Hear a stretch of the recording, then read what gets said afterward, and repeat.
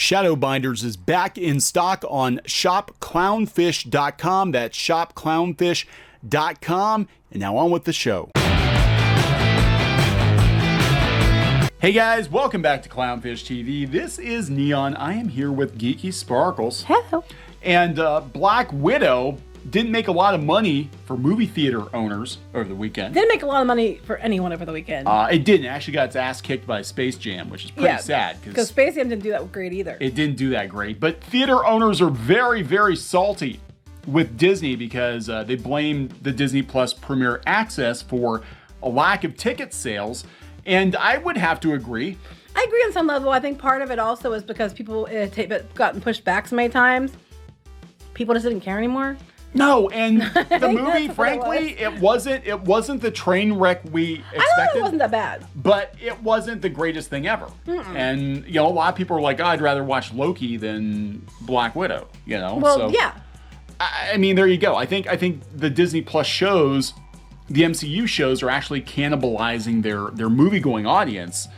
And it is what it is. But we know Disney doesn't give a shit about movie theaters. They don't. They haven't for a while. They were putting the screws to movie theaters before the pandemic. They were, they had some really Gestapo techniques for, Star Wars and all of that. So yeah, it shouldn't surprise anybody. I mean, they're all about the bottom line. Plus, we don't actually know what their real numbers are, other than that they say they're a certain set of numbers, or like one of those what was it, one place that always records the numbers. Yeah, there are some places that are, trying to keep track of streaming at this point, because it's. I mean, that's the thing. You can fudge numbers. You can go to the investors. Disney can go to the investors and say, "Hey, we had 800 million downloads of Black Widow. Oh, can we see some data?" Nah, that's proprietary. And the third party can only see that they were streamed. They don't know if they were paid for. Yeah, well, that is also true. That is also true because, there's nothing verifying what their actual sales are. But either way, it took a huge downturn this last weekend. It went from, I think it was like 80 million, which is really weird. It was like 80 million on the nose in the US, and like 60 million supposedly on Disney Plus, and then like 79 million-ish globally the first weekend. And then this past weekend, it like dropped down to like 20 something. It was like really like a huge plummet in people that came to see it. 67% drop. Okay, so some people say it's even higher than that. We're going to talk about this. Before we get into it any further, please subscribe for more pop culture news, views, and rants, guys. We're over 207,000 subs. Woohoo! Thank you for the support. We did see Black Widow. It was okay. I think you liked it more than I did. I thought it wasn't that bad. The villains, I had a huge problem with.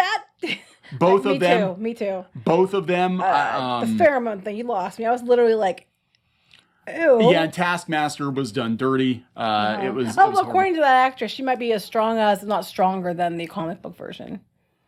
What? In her headcanon. Okay, because that was not Taskmaster. That was somebody cosplaying. Did I say Taskmaster? Did I? Yes. Okay, I thought maybe I said something else because I haven't had enough caffeine today. Assmaster is who was in the movie. I was making sure I didn't slip up and say something else because I haven't had enough coffee today. Well, they could always Mandarin Taskmaster and be like, oh, she learned to fight from the actual Taskmaster, who's been hiding in the shadows this whole time and is actually played by somebody else.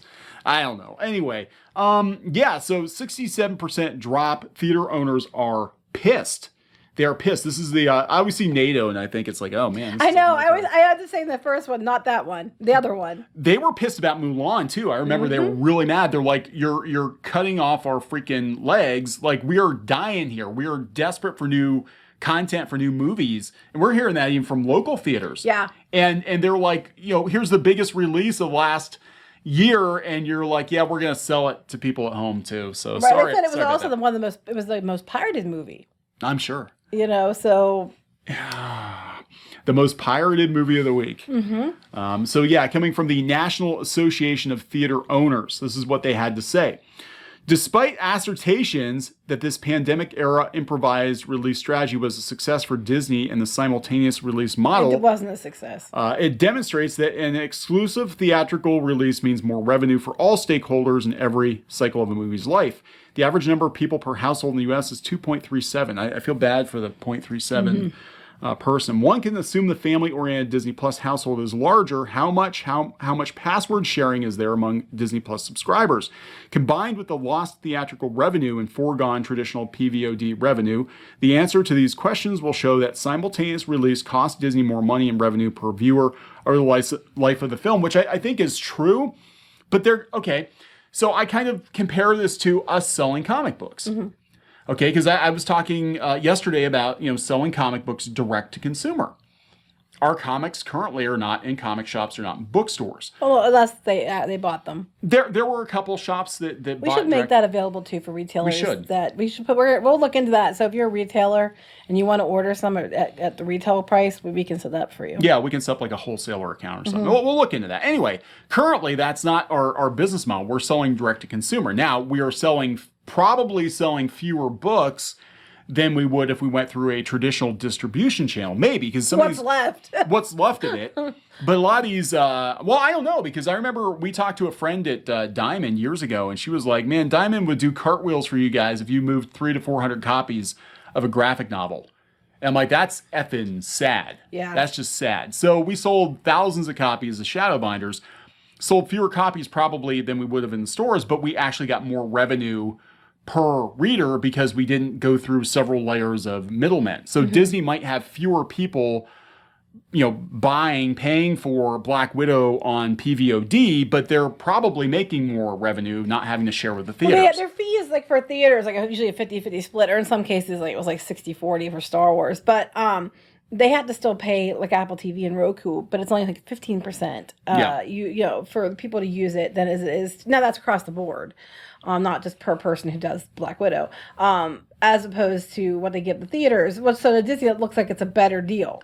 Yeah, they might have, fewer, I guess, admissions. That's probably why they came up with the $30 price tag, because they're probably figuring the average household is about three people at $10 a head. Well, what people are doing though, they're renting the movie and then having a party, like 50 people over, and then running the movie. It's like not that long, many, but I know there was organizations like some different things I saw that have like clubs or something, and they were asking, and they're like, well, if you paid the fee, so they paid it, and then they shoved in a bunch of people to watch it. Well, that's how pay-per-view worked. It was always like there was always that guy in the neighborhood that would watch all the boxing matches or whatever, mm-hmm. and everybody'd come over, and I'm thinking Poltergeist, beginning of Poltergeist. But my uncle was actually that way. He was a guy who always had the pay-per-view, and everybody would come over and they'd make a party out of it, and they would watch whatever was on pay-per-view. And that's kind of what Disney Plus is. Yeah, you could like go get a freaking inflatable projector from Sam's Club, throw it up in the backyard, hook your laptop up to it, and everybody's watching the whole neighborhood's watching Black Widow for $30. $30, and you can pause it and go take a dump. Other thing I like about not the dump part, but the other thing I like about it is that, I want popcorn. I'm going to pause it. I have to go pee. I'm going to go pause it. What was that part again? I'm going to rewind it and watch it again. Well, it's like I went to go see It Chapter 2 with a friend because nobody else wanted to go see it with me. Sorry, I'm not into that kind of thing. Yeah, I know you're not. And so I had to use the bathroom, and I got up and left, and I came back. I'm like, what I missed? And he's like, oh, you missed the best part.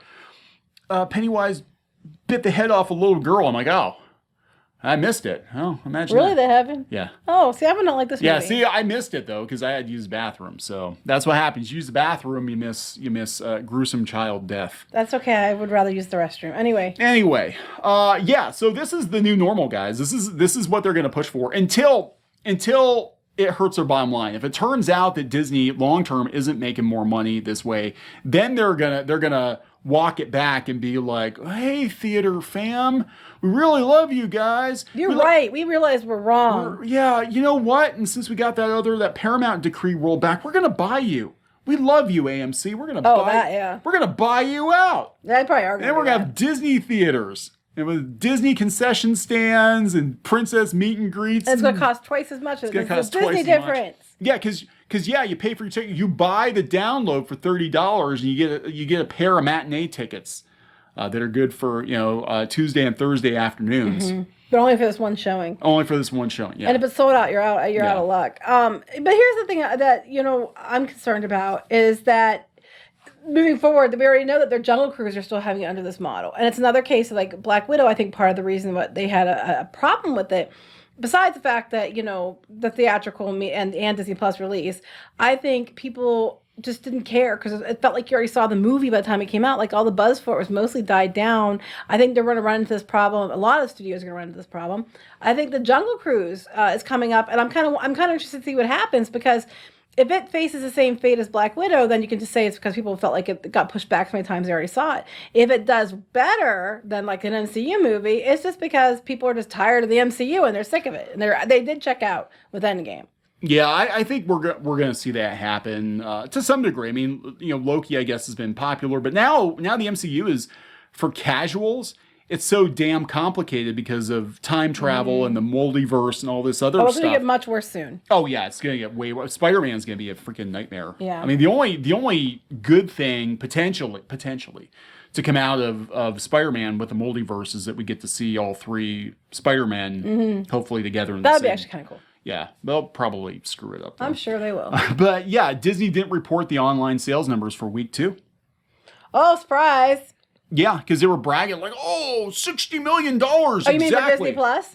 Yeah, for Disney Plus. Okay, yeah. Yep. Oh, guys, it was so good. Oh, my God, all that. Oh, 60. Yeah, because I think everybody who wanted it probably bought it last week, and everybody else is hearing that the movie's not that great. Yeah. So, I'm sorry, I had to laugh because the advertisement that popped up is because I was buying toys for kids. Oh, I wonder why it was. I was like, and that was a really popular item last year, so I was looking for deals on it. Anyway, people were like, why is that ad popping up? Okay, are you looking for a pen pal too? No. Should I be worried? No. I was looking up teachers, though, for another video. Oh, that's interesting. Anyway, it's almost like Google's spying on you or something. That or the fact I am a teacher, that could have been part of it, That too. could be. Like, they just put that together. Like, you're a teacher who likes toys and writing people through the mail, I guess. I don't know. Yeah, so it's funny. The many questions raised by Disney's limited release window of streaming data opening weekends are being rapidly answered by Black Widow's disappointing and anomalous performance, said NATO.